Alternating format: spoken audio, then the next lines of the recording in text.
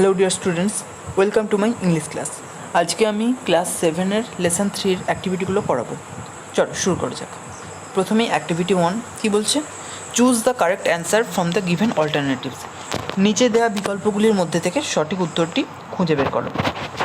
তো প্রথমে কী আছে দেখো, the little girl whom the poet met was. The little girl, ছোট্ট মেয়েটি, হুম যাকে দ্য পোয়েট মিট কবি সাক্ষাৎ করেছিলেন, ওয়াজ সে ছিল 7, 8, 9 ইয়ার্স ওল্ড। তার বয়স কত ছিল? আমরা জানি তার বয়স ছিল 8, অর্থাৎ এখানে হবে 8 ইয়ার্স ওল্ড। তারপর দেখো, দ্য গার্ল লস্ট, মেয়েটি হারিয়েছিল 2 brothers 2 sisters, a brother and a sister. দুজন ভাইকে, দুজন বোনকে, না a brother and a sister, একজন ভাই আর একজন বোনকে। তাহলে উত্তর হবে a brother and a sister, একজন ভাই এবং একজন বোনকে। C, the distance between her house and the burial ground was only. The distance, দূরত্ব, between her house and the burial ground, তার বাড়ি এবং ওই যে সমাধিক্ষেত্র তার মধ্যেকার যে দূরত্ব, ওয়াজ অনলি, ছিল শুধুমাত্র 12 স্টেপস, 10 স্টেপস আর 6 স্টেপস। এখানে আমরা জানি 12 স্টেপস ছিল, অর্থাৎ 12 পা ছিল, তাই এটা উত্তর হবে। এবার চলে এসো অ্যাক্টিভিটি 2-এতে। অ্যাক্টিভিটি 2-এ কী বলছে? Identify which of the following statements are true and which are false. চিহ্নিত করো নিচের যে স্টেটমেন্টগুলো বা বক্তব্যগুলি আছে তার মধ্যে কোনটি সত্য এবং কোনটি মিথ্যে। Give a supporting statement for each of your answer. যেটাই উত্তর হোক না কেন, অর্থাৎ যদি আমরা ট্রু করি তার সপক্ষেও আমাদের যুক্তি দিতে হবে এবং যদি ফলস করি তার সপক্ষেও আমাদের যুক্তি দিতে হবে। তাহলে প্রথমে কি আছে দেখো, প্রথমে আছে the little girl was good looking. ছোট্ট মেয়েটি ছিল খুব সুন্দর দেখতে। এটা কি হবে দেখো, এটা ট্রু হবে এবং সাপোর্টিং স্টেটমেন্ট হবে her beauty made me glad. তার সৌন্দর্য আমাকে আনন্দিত করেছিল। অর্থাৎ আনন্দিত করেছিল মানে কি, নিশ্চয়ই মেয়েটি খুব সুন্দর দেখতে ছিল, সেই জন্যই আনন্দিত করেছিল, তাই এটা ট্রু হবে এবং এইটা হয়ে যাবে supporting statement. B, 5 of her brothers and sisters were dead. তার 5 জন ভাই বোন মৃত ছিল।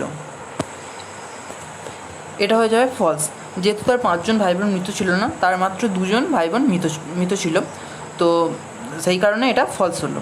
সাপোর্টিং স্টেটমেন্ট কী হবে দেখো, 2 অফ আস ইন দ্য চার্চইয়ার্ড লাই।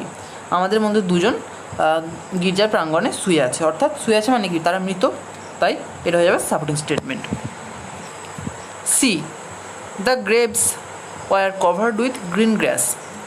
মানে সমাধিগুলো কভার্ড ছিল মানে আবৃত ছিল উইথ গ্রিন গ্রাস, সবুজ ঘাসে আবৃত ছিল। সমাধিগুলো সত্যিই সবুজ ঘাসে আবৃত ছিল, তাই এটা হয়ে যাবে ট্রু। আর সাপোর্টিং স্টেটমেন্ট হবে দেয়ার গ্রেভস আর গ্রিন। এখানে আর 2বার লেখা হয়ে গেছে ভুল করে, তো দেয়ার গ্রেভস আর গ্রিন, অর্থাৎ তাদের সমাধিটা হয় সবুজ। এবার অ্যাক্টিভিটি 3 কী বলছে? Look at the first 4 lines. নিচের যে প্রথম 4টি লাইন তার দিকে দেখো। এ সিম্পল চাইল্ড, একটা সরল শিশু, that lightly draws its breath, যে সাধারণভাবে শ্বাস প্রশ্বাস নেয়, and feels it life in every limb, এবং জীবনকে উপভোগ করে তার প্রত্যেকটি অঙ্গ প্রত্যঙ্গে। What should it know of death, সে কি জানবে মৃত্যু কী? হোয়ার ইজ দ্য সিমিলারিটি, এখানে সাদৃশ্য কোথায়? The word breath rhymes with death. এই যে ওয়ার্ড দেখো ব্রিথ, এই যে ওয়ার্ডটা, এই ওয়ার্ডটার সঙ্গে ডেথ, এই ওয়ার্ডটার একটা ছন্দের মিল আছে। ব্রিথ, ডেথ, দুটোর একটা ছন্দের মিল আছে।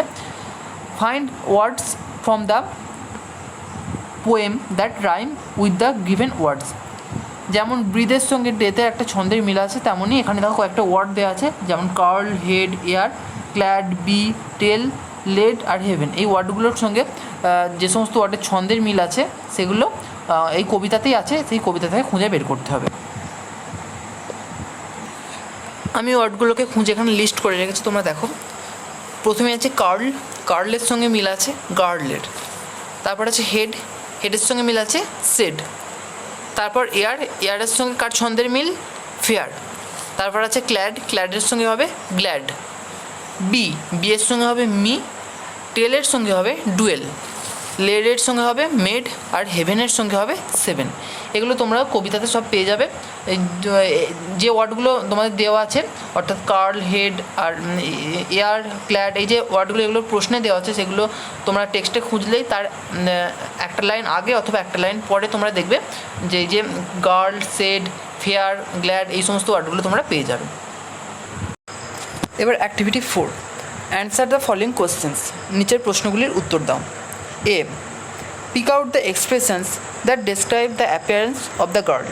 পিক আউট দ্য এক্সপ্রেশন মানে হচ্ছে অভিব্যক্তিগুলি তুলে ধরো, দ্যাট ডেসক্রাইব যেগুলো বর্ণনা করে the appearance of the girl, মেয়েটির অ্যাপিয়ারেন্স মানে হচ্ছে চেহারা, তো মেয়েটির চেহারার বর্ণনা করে এমন এক্সপ্রেশনগুলো বা অভিব্যক্তিগুলো তুলে ধরো। উত্তরটা আমি কীভাবে সাজিয়েছি দেখো। The expressions that describe the appearance of the girl are the expression অভিব্যক্তি দ্যাট ডেসক্রাইব যেগুলি বর্ণনা করে the appearance of the girl মেয়েটির চেহারার বর্ণনা দেয় আর হয়। এরপর আমি দেখো সিঙ্গেল কোট দিয়েছি, কোটেশন দিয়ে তার মধ্যে যে এক্সপ্রেশনগুলো সেগুলোকে লিখেছি।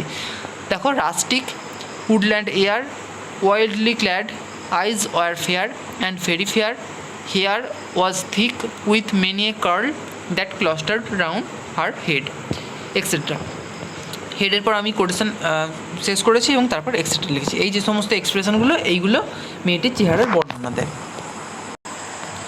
B, with whom did the girl live, কার সাথে মেয়েটি বাস করে। উত্তরটা আমরা এইভাবে লিখব। প্রথমে সাবজেক্ট কোনটা, দ্য গার্ল, তারপর ভার্ব কোনটা, লিভ। কিন্তু দেখো দ্য গার্লের আগে দেখো ডিড আছে অর্থাৎ পাস্ট টেন্স, তাই এখানে লিভেরও পাস্ট ফর্ম করতে হবে অর্থাৎ দ্য গার্ল লিভড। তারপর আমরা উত্তরটা বলবো। The girl lived with her mother in the churchyard cottage, মেয়েটি তার মায়ের সঙ্গে বাস করে ইন দ্য চার্চইয়ার্ড কটেজ মানে গির্জার একটি কুঁড়ে ঘরে। See, what does the girl say about her living brothers and sisters. What does the girl say, মেয়েটি কী বলেছে about her living brothers and sisters, তার জীবিত ভাই বোনেদের সম্পর্কে। লিভিং মানে হচ্ছে জীবিত। তো উত্তরটা আমরা এইভাবে শুরু করব আগেরটার মধ্যেই। প্রথমে সাবজেক্ট হচ্ছে দ্য গার্ল, তারপর ভার্ব হলো সে, কিন্তু দ্য গার্লের আগে ডাজ আছে অর্থাৎ ডাজ প্রেজেন্ট টেন্স, কিন্তু মেন ভার্ব ডু এর সঙ্গে ইএস যোগ হয়েছে। তো এখানে যেহেতু এখানে ইএস যোগ হয়েছে তো এখানে সেজের সঙ্গে এস যোগ হবে। সেজের সঙ্গে যেহেতু ইএস যোগ হয় না, শুধু এস যোগ হয়, তাই এস যোগ হবে। Are the girl third person singular number, সেই কারণে এসটা যোগ হচ্ছে। তাহলে চলো উত্তরটা দেখে নিই। The girl says that two of her brothers and sisters dwell at Conway and two have gone to sea. মেয়েটি বলেছে যে তার দুজন ভাই বোন ডুয়েল অ্যাট কনওয়ে অর্থাৎ কনওয়েতে বাস করে, and two have gone to sea এবং দুজন সমুদ্রে গেছে। D, why does the girl say we are 7, কেন মেয়েটি বলে আমরা 7 জন। উত্তর লিখেছি দেখো। The girl is so little that she does not know what death is, for this she says we are 7। The girl is so little, মেয়েটি এতটাই ছোট দ্যাট যে সি ডাজ নট নো সে জানে না হোয়াট ডেথ ইজ মৃত্যু কী, সে এতটাই ছোটো যে মৃত্যু কী জিনিস সেটা সে জানে না। ফর দিস এই জন্য সি সেজ সে বলে উই আর 7 আমরা 7 জন। Activity 5, make sentences with the following words, নিচের শব্দগুলি দিয়ে বাক্য রচনা করতে হবে। দেখো প্রথমে কী আছে, ডুয়েল মানে বাস করা। ডুয়েল দিয়ে কী লিখেছি দেখো, my uncle and his friend dual at Murshidabad, আমার কাকা এবং তার বন্ধু বাস করে মুর্শিদাবাদে। এরপর আছে ক্লাস্টার্ড মানে একসাথে জড়ো হওয়া। All the students clustered around their teacher, সমস্ত ছাত্রছাত্রীরা তার শিক্ষকের চারপাশে জড়ো হলো। রাস্টিক মানে গ্রাম্য। I want to live in a rustic area, আমি একটা গ্রাম্য পরিবেশে থাকতে চাই।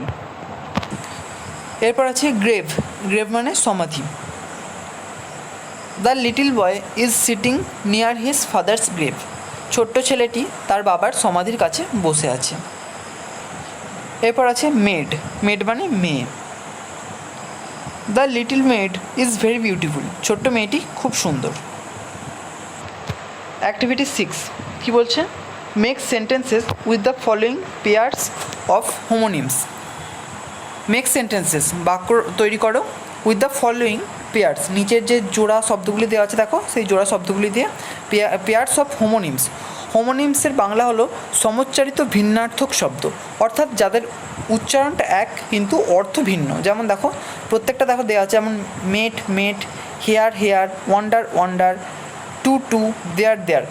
প্রত্যেকটা এই যে জোড়া জোড়া শব্দগুলো দেওয়া আছে এদের উচ্চারণগুলো একই ধরনের কিন্তু মানে আলাদা, এগুলোকে বলা হয় হোমোনিমস। তো প্রথমে দেখো দেওয়া আছে মেট মেট, MET মেট, মেট মানে সাক্ষাৎ করা, মিটের পাস্ট ফর্ম এটা। কী লিখেছে দেখো, after 1 year I met with my daughter, 1 বছর পর আমি আমার বোনের সঙ্গে সাক্ষাৎ করলাম। MET মেট, মেট মানে হচ্ছে সঙ্গী। Ranu is my classmate, Ranu আমার সহপাঠী। তারপর দেখো HAIR হেয়ার, হেয়ার মানে চুল। I have cut my hair last week, আমি আমার চুল গত সপ্তাহে কেটেছি। HARE হেয়ার, হেয়ার মানে খরগোশ। I know the story of the hare and the lion, আমি খরগোশ এবং সিংহের গল্পটা জানি। তারপর আছে ওয়ান্ডার, WONDER, ওয়ান্ডার মানে হচ্ছে বিস্ময়। I wonder how beautiful the nature is, আমি বিস্মিত হই কতটা সুন্দর এই প্রকৃতি। দেখো how beautiful the nature is, এটা হচ্ছে একটা বিস্ময়ের প্রকাশ ঘটছে, অর্থাৎ এটা বিস্ময়বোধক বাক্য বা এক্সক্লামেটরি সেন্টেন্স। তো সেই জন্য এখানে বাক্যের শেষে এক্সক্লামেটরি চিহ্ন দেওয়া হয়েছে।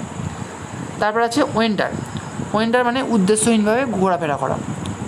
এ vagabond wanders from one place to another, একজন ভবঘুরে, ভ্যাগাবন্ড মানে ভবঘুরে, ওয়েন্ডার্স ঘোরাফেরা করে from one place to another, এক জায়গা থেকে অন্য জায়গায়। তারপর আছে টু, টু মানে দুটো। আই হ্যাভ 2 নিউ শার্টস, আমার 2টো নতুন জামা আছে। TO2, টু মানে তে বা টু মানে প্রতি।